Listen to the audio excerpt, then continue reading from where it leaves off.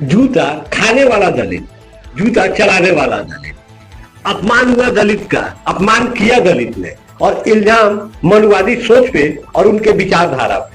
मतलब कुछ भी हो जाए जिम्मेदार हम, सही हो जाए सारी सराहना तुम्हारी।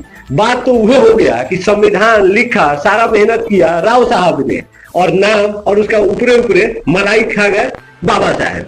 मतलब किसी और के किए अच्छे काम का श्रेय तुम ले लो और तुम्हारे किए बुरे काम का श्रेय हमें दे।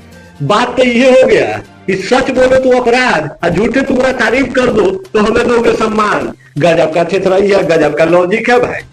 सोच के देखिएगा कि जूता अगर किसी दलित ने स्वर्ण पे चलाया होता और उसका लाइसेंस रद्द हो गया, उसका एंट्री बैन कर दिया जाता, तो कहता कि दलितों पे अत्याचार हो गया, दलितों को सताया जा रहा है और उसे कमजोर समझ के लताड़ा जा रहा है कि उसका लाइसेंस रद्द नहीं होना चाहिए, उसको कोर्ट आने जाने दिया जाए और उस पर केस चले, सजा सिद्ध होगा तो सजा दिया जाएगा। लेकिन वही अगर स्वर्ण दलित पे चला दिया होता तो इसी तरह का केस होता, वहां पे भी मामला बिगड़ जाता। यहाँ चढ़ाई किया जाता कि दलित पे जूता चला दिया स्वर्ण ने, इसलिए उसका लाइसेंस रद्द किया जाए, उस पर कार्रवाई किया जाए।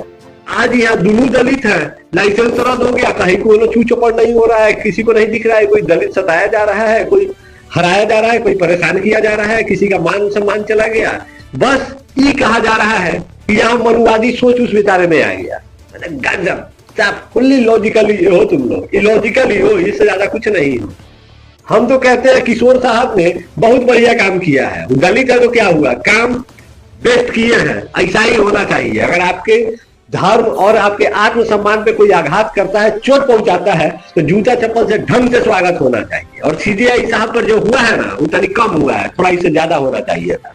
बाकी मिलते हैं किसी बेहतर वीडियो कंटेंट के साथ, मुद्दे के साथ। तब तक जय सिया राम। और वकील साहब के समर्थन में आप लोगों का कमेंट रुकना नहीं चाहिए, साहब लड़ी लगा देना है, सपोर्ट कीजिए वकील साहब का जम के। मिलते हैं आगे, तब तक जय सिया राम।